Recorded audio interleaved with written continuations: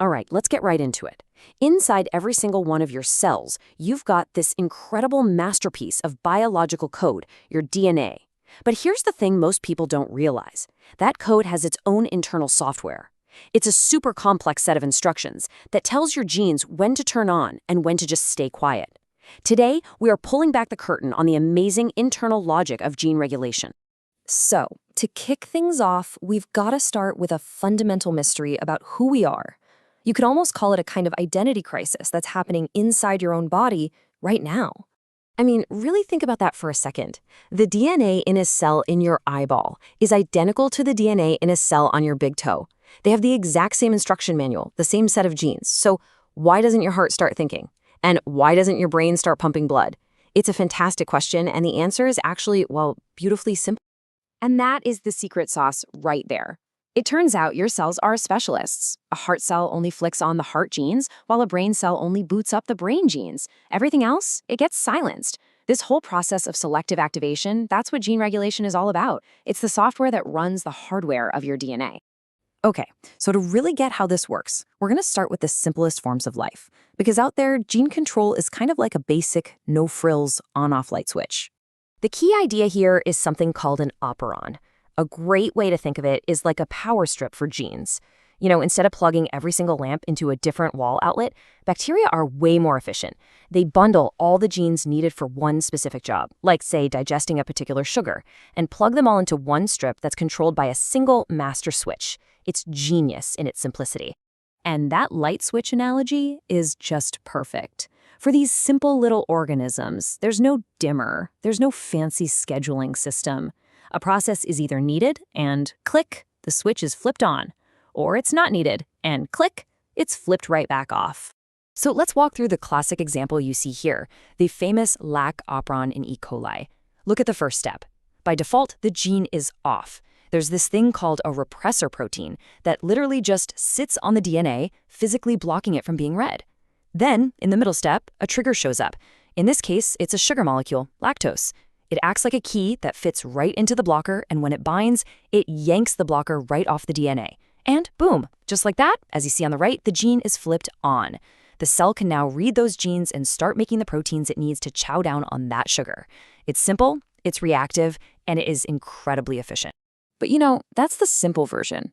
As life gets more and more complex, so does the control panel. If bacteria have a single light switch, we humans, we have a full-blown smart home system. It is a whole different ballgame. Yeah, a simple on-off switch just isn't going to cut it for building and maintaining something as complicated as a person. We need to do way more than just turn genes on or off. We need to be able to fine-tune their volume, coordinate them across different rooms, our organs, and have them respond to a massive variety of signals. This table here lays out the difference perfectly. If you just look at the simple switch column for bacteria, you see everything is built for speed and simplicity. The DNA is open and easy to get to, the control is basic, and the response is lightning fast. Now, compare that to the sophisticated panel for us humans on the right. Our DNA is packed up super tightly, there are tons of layers of control, and the whole process is slower. But that's a good thing. It allows for a much more precise and nuanced response. I really love this quote because it just captures it so well. It's not one switch. It's thousands of different components all working together in perfect harmony. And get this is a mind-blowing fact. Less than 2% of our DNA actually contains the code for genes. So what's the rest of it? The vast majority, that other 98%, is involved in the symphony. It's the regulatory software that tells the genes what to do, when to do it, and exactly how loud to play. So let's check out a few of these smart home controls in action. First up, we've got transcription factors. Think of these as the master users of the control panel. They're proteins that can turn on whole groups of genes at once, almost like flipping a single switch that says, activate heart cell program. Then you have enhancers and silencers. These are bits of DNA that act like wireless volume dials. They might be far away from the gene itself, but they can loop over to either crank up a gene's activity or turn it way, way down to a whisper. And finally, you have something called chromatin modification. This is like locking a room in your house entirely.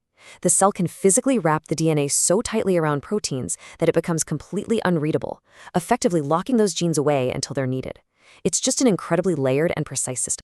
Okay, so we've got this amazing, elegant system running in all of our cells. But so what? Why does this matter so much? Well, because when this incredibly intricate control panel starts to fail, the consequences can be absolutely catastrophic. And that's really the bottom line. The health of our cells and our entire bodies depends completely on the right genes being turned on in the right place at the right time. It is a constant, delicate balancing act. Now take a look at this number. Just let it sink in. It's estimated that over 90% of human diseases aren't caused by a broken gene, like a typo in the code. No, they're caused by a perfectly good gene that's just being regulated improperly. We're talking about many forms of cancer, heart disease, autoimmune conditions. At their very core, they are diseases of faulty instructions. When that control panel breaks, you get total chaos. Genes that are supposed to be switched off in adults might suddenly turn on, leading to things like cancer. Or the genes that control our immune system might go into overdrive, causing the body to start attacking itself. The instructions just get scrambled, and the cell goes haywire. And this leaves us with a pretty fascinating final thought. For decades, science has been focused on reading the genetic code, the DNA sequence itself. But the real future of medicine might not be in reading the hardware, but in understanding and even manipulating the software that runs it. If so many diseases are caused by faulty instructions, what if we could learn to debug the code? What if we could learn to rewrite those instructions for health? Now that is the next great frontier.